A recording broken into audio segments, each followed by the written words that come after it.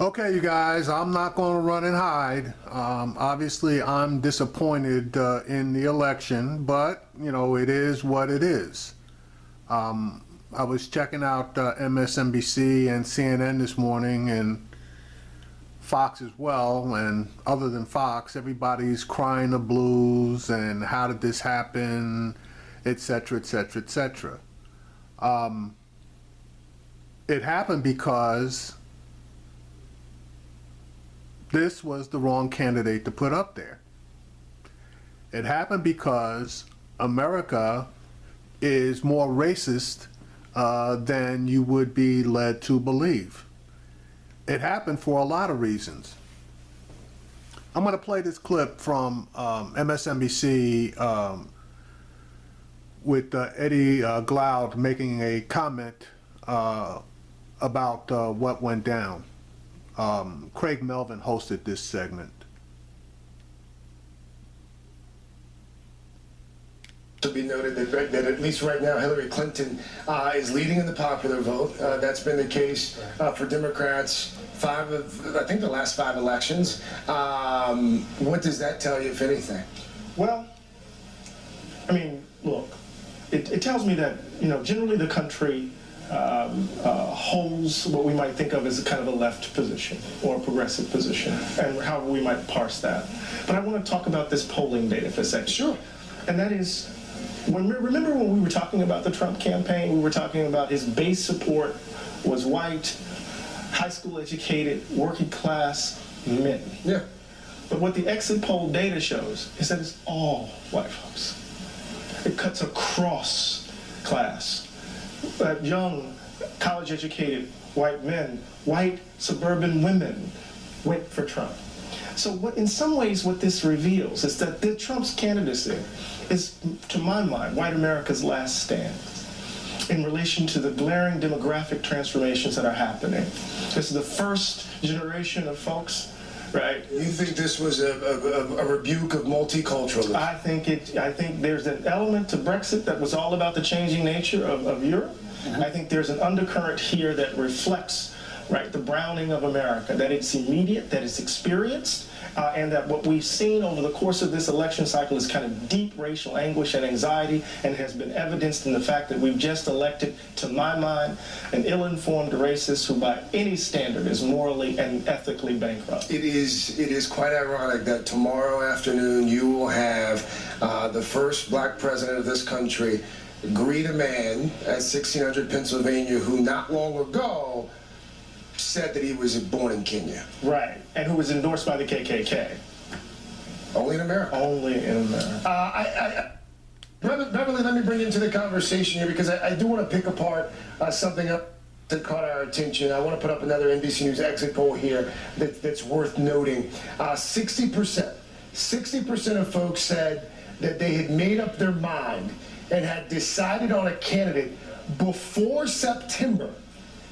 So that means that all of these October surprises that we covered breathlessly and ad nauseum, whether it was the Access Hollywood tapes, whether it was the Comey letter, 60% of folks that we polled after they voted said they already had their mind made up by then. So what does that tell you? That basically tells you that Trump was right when he said no matter what he did, people wouldn't care. That's exactly what that poll meant. Now, this went down for a variety of reasons, and there's a lot of, if you want to call it, blame to go around. First and foremost, Hillary Clinton should have never been the Democratic candidate for the presidency. Why do I say that? Well, number one, she had a tremendous amount of baggage around her neck, and we all know that one thing the Republicans are good at, it's that they're good at getting their arms or their jaws around a topic or a person or a target and never letting go. Now, this service situation, she should have known better. She should have known better. And then when she didn't come clean, and I mean 100% clean, initially, she was the one that allowed this thing to drag on and on and on and on. Okay? The damn thing dragged on into the final week of the damn election. We're talking about 18 months she allowed this thing to drag on. So that was one of the first problems. The Clinton Foundation was another issue that was around their neck. Now, the Clinton Foundation itself, I really didn't have much of a problem with, but it was Bill Clinton and his attorneys or handlers that got the people that were contributing to the foundation to also kick into him for speeches and gifts and various other things, and in particular while she was in office as Secretary of State. Dumb decision, because it just basically reinforced the notion that the Clintons were about the money, which they were. The third thing that was damning was her choice of a running mate. Tim Kaine is a nice guy, but he is, to coin a phrase, too vanilla. I don't give a damn about his ability to speak Spanish, and you know, he went out on whatever missions in South America, etc. No, you needed somebody that would have at least appealed to a wider range of the people that you needed to vote for you. i.e., you needed someone who was considered a progressive, like Bernie Sanders, like Elizabeth Warren, okay, to pull in those millennials. Or you needed to put a Hispanic on your ticket, like Julian Castro out of San Antonio, or his brother, or some young, high-profile Hispanic. Okay, I'm not talking about that older Hispanic guy that's sitting in Obama's cabinet right now. Too old, not progressive, that wouldn't have worked. You needed young, fresh blood in order to energize at least the Hispanic portion of the electorate. Guaranteed, if you had put a Hispanic on that ticket, he would have gotten you over the finish line. Another bad decision she made was the formation of a new coalition. Now, we all know that the Obama coalition was people of color, brown and black, millennials, college students, etc. Okay? She doesn't go after a tried and proven group, and in particular, the millennials. No, she decides that she's going to go after Republican white women. That was a loser. It was a loser. And she kept going after them until the final days of the election, ignoring her base, the Obama coalition. She basically just ignored millennials pretty much, period, even though she, quote unquote, made attempts at the end to woo them with Obama, Michelle, you know, the Obamas, Barack and Michelle, and having these bullshit concerts. That shit wasn't going to work, okay? So those are just some of the bad decisions that she made, okay? Now, Bernie Sanders has to take a little blame here.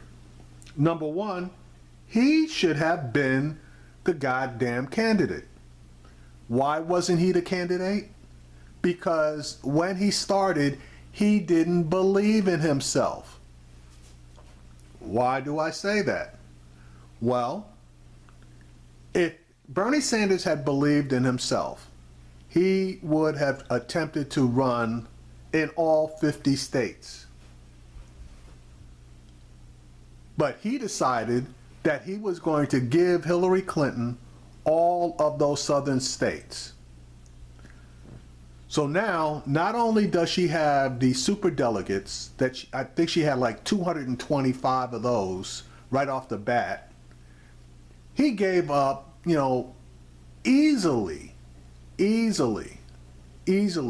a couple of hundred delegates by giving up all of the southern states, basically Texas, Mississippi, Alabama,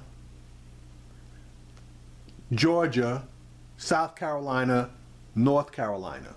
He did not campaign once in any of those states other than Texas. And that was just a cup of coffee that he used in his concentration on the state of Texas. So he got his ass kicked. Huge deficit. He didn't believe in himself. Starts off with a huge deficit. Doesn't go out all out from the beginning. Translation: Bernie was basically doomed from the very beginning. The fact that he didn't concentrate on the minorities, African Americans and Hispanic people, for the most part, that doomed him as well. Then, after he lost, he didn't get out there immediately for Hillary Clinton. It was quite a while before he actually got on the campaign trail. I think it was within like the last month or so, he finally got out there. Okay, number 3, the DNC. They rigged the system against Sanders and for Hillary Clinton, and Debbie Wasserman Schultz should be taken out and flogged for what she did.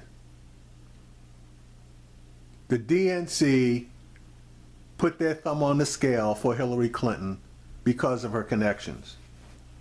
Number 4, Joe Biden should have gotten in the race, and I'm not buying the grief that he had over the loss of his son should have prevented him from getting into the race. Joe Biden could have won this election. Joe Biden for sure would have taken Pennsylvania. Joe Biden would have been able to hold together those Rust Belt states, in my opinion. Okay? And that's all that needed to be done in order for the Democrats to win this election. Joe Biden had less baggage and a lot more appeal than Hillary Clinton. Joe was personable. He was a man of the people, if you want to call it that. Number 5, Elizabeth Warren. Number 1, she should have run against Clinton. Number 2, she should have supported Bernie Sanders. Number 3, she had less baggage and more appeal. And there were tons of people that were begging her to get into the damn election. So she's got a role that she played in this debacle.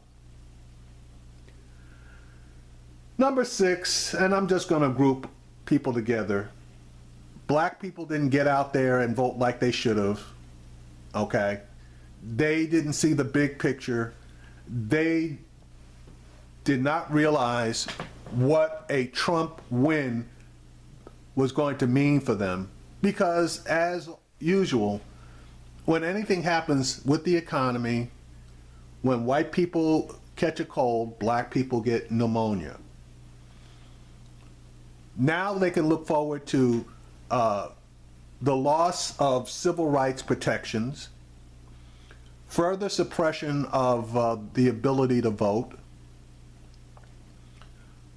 getting rid of affirmative action for the most part, no criminal justice reform. But no, black people and millennials, black millennials for the most part, they were all concentrating on 1994 when Bill Clinton signed the crime bill and then went further and signed a welfare reform bill. That was in the 90s. This is 2016. There are some things that you have to get over.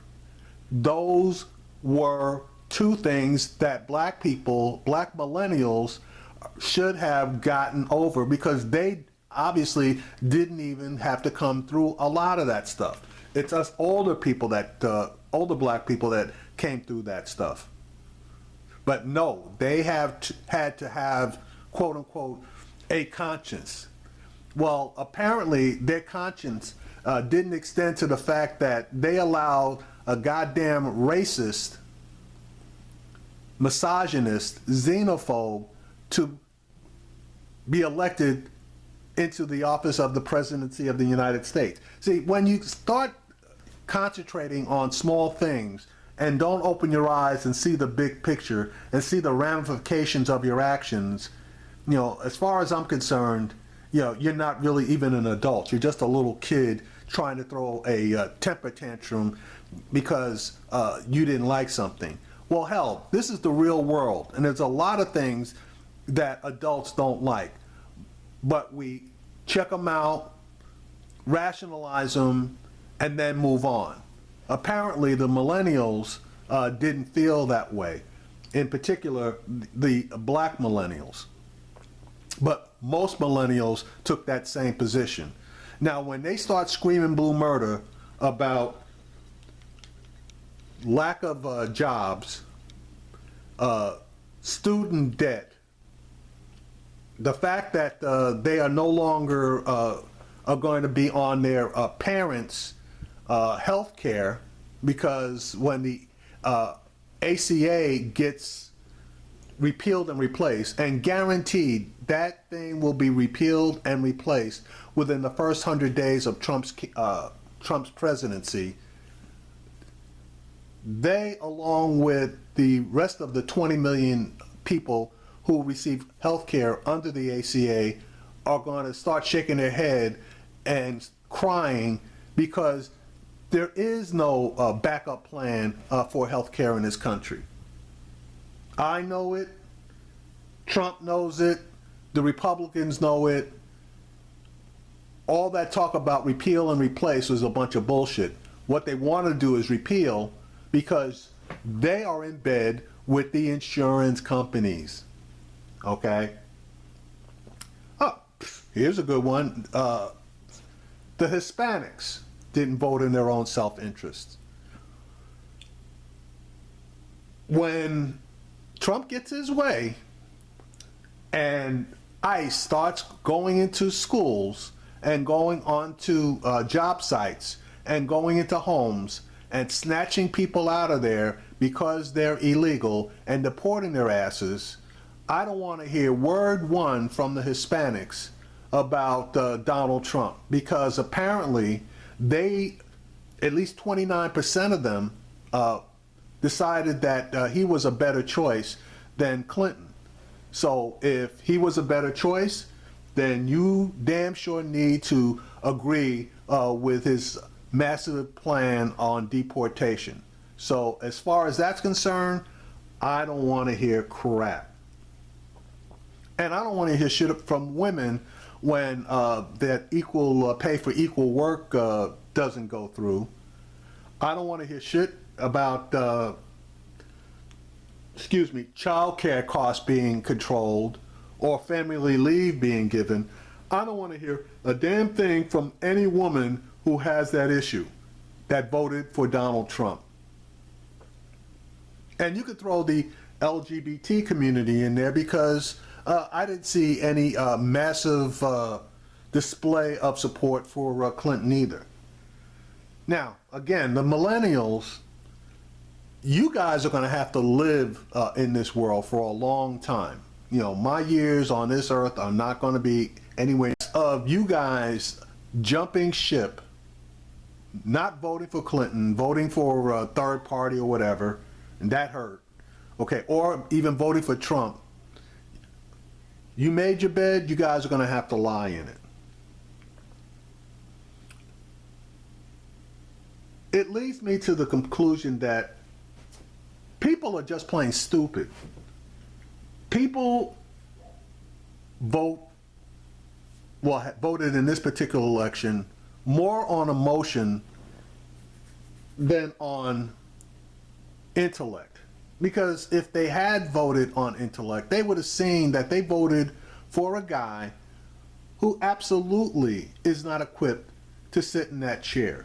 But given that, they at least could have kicked out the people in Washington, okay? They claimed that they wanted change, but they didn't make any change except for the presidency. The Congress is still under the control of the GOP. It's been under that control, full control, since 2012. Partial control 2010. So all the people that are doing all this bullshit to us, they're in Congress. The only thing that the president could do would be to veto stuff. But it was so goddamn bad that these guys couldn't even generate laws for him to veto. So if you were talking about you wanted to change, you should have kicked out all of those people that were in Congress, okay, and replaced them with people who would be willing to make changes. But no, didn't do that. Basically, you sent damn near the same people, other than one, back to Congress to do the same thing. And what makes it worse is now you have a House of Representatives that's under GOP control. You got a Senate that's under GOP control. You have a Republican, quote unquote, president who is going to nominate at least 3 Supreme Court justices that are going to be ultra conservative, that are going to screw everybody. Donald Trump is going to allow, wink, wink, nod, nod, the continued rise of white supremacy. We know that by the people that he's surrounding himself with. We know that by his retweet of white supremacist memes. It's just, it's in his history, and he hasn't changed. He's never going to show us his tax returns, so you're never going to know how dirty this guy is as far as having business dealings with Putin in Russia or various other people around the world. So you'll never know whether he's making a decision based on totally political reasons or self-interest reasons. He is going to side with Vladimir Putin on damn near everything, which will have the effect of destabilizing NATO. It's going to drive the Saudis into a Russian coalition, which they were already hinting at doing, and now they're going to go full bore. He's going to turn ISIS loose because we're going to lose all of our Muslim allies over there, which is going to take the heat off of ISIS, which is going to allow ISIS to get stronger. And guess what? You're going to see them over here. We're going to have trade wars based on what Trump has said. He's definitely going to start a trade war with Mexico, and we're probably going to start a trade war with China and the Pacific Rim countries. That deportation deal that he's talking about, as far as, and quote unquote Mexicans, illegal Mexicans, you want to call them that, that's going to have the effect of driving up our food prices, because it's not white people, it's not black people that are out in those fields picking lettuce and grapes and fruits and vegetables. It's Hispanics that are being paid low wages. Those guys get deported, they're going to have to pay a lot more money to get people to go out into those fields in order to pick the produce. Translation, higher food prices. Okay? Trump's also going to roll back through his appointments to the Supreme Court a lot, if not most, of the social advances, i.e. civil rights. So black people, you can forget about the positive rulings on affirmative action. Women, Roe v. Wade is probably gone. Gay people, the affirmation of your rights under gay marriage, those are probably going to go bye-bye, okay? You can forget about campaign finance reform. That's never going to happen. For us black people, no criminal justice reform. You can forget about diversity in the judicial system because based on Trump's own words, he's going to nominate strictly conservative judges. That's on the Supreme Court and on the Court of Appeals and other federal courts underneath. Translation, a bunch of older white guys are going to be in the judiciary. The only positive thing that may come out of all this, and it's a maybe because various states are voting for it, is that he may allow marijuana to become a Schedule II drug instead of a Schedule I drug, so that everybody can toot a joint while all of this crap is going down. Honestly, I believe that he is going to help to sow the seeds for a race war in this country. I really believe that, because when he turns the white supremacists loose, they are going to look for targets. They're going to look at the Muslim community, probably first, the black community right behind them, and you Hispanics, oh, don't worry, there's a place on that list for you guys too. So, again, this is what you guys voted for. Enjoy.